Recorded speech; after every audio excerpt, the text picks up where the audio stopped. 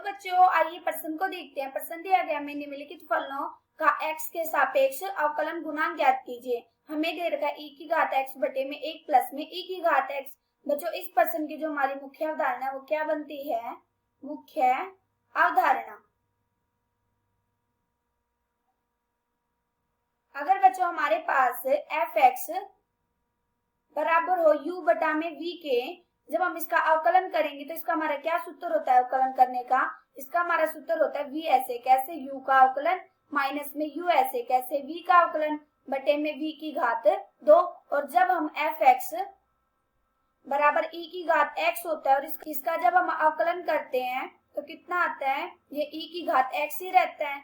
अभी देखो हम क्या करेंगे, इन दोनों की मदद से इस प्रश्न को हल करेंगे। हमें f(x) बराबर कितना दे रखा है?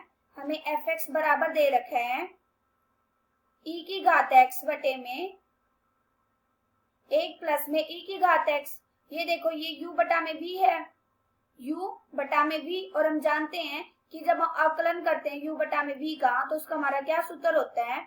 इसका हमारा सूत्र होता है v ऐसे कैसे u का अवकलन माइनस में u ऐसे कैसे v का अवकलन बटे में v की घात 2 होता है ना। अभी देखो हमारा u कितना है? u तो हमारा e की घात x और v कितना हमारा 1 प्लस में e की घात x।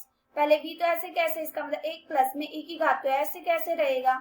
हमें अवकलन करना है u का, फिर माइनस, फिर हमारा u ऐसे कैसे, इसका मतलब e की घात तो ऐसे कैसे, फिर हमें अवकलन करना है v का।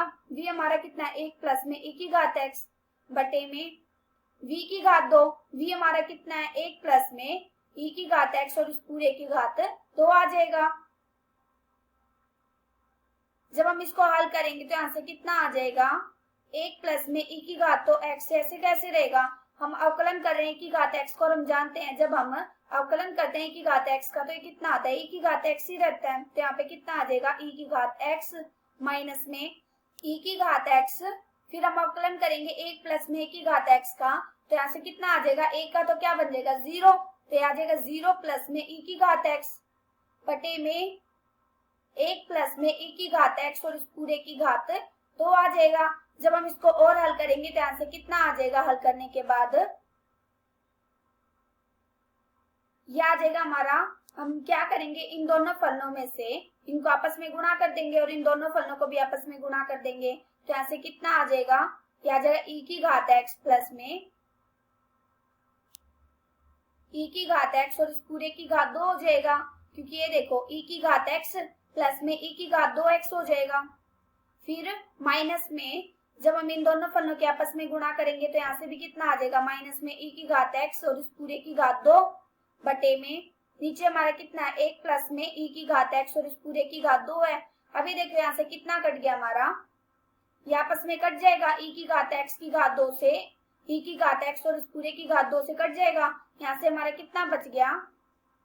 यहाँ से हमारा आ गया e की घात x बटे में 1 प्लस में e की घात x और इस पूरे की घात 2। ये हमारा क्या निकल गया? उत्तर। आशा करती हूँ कि बच्चे आप सबको समझ आया होगा। धन्यवाद।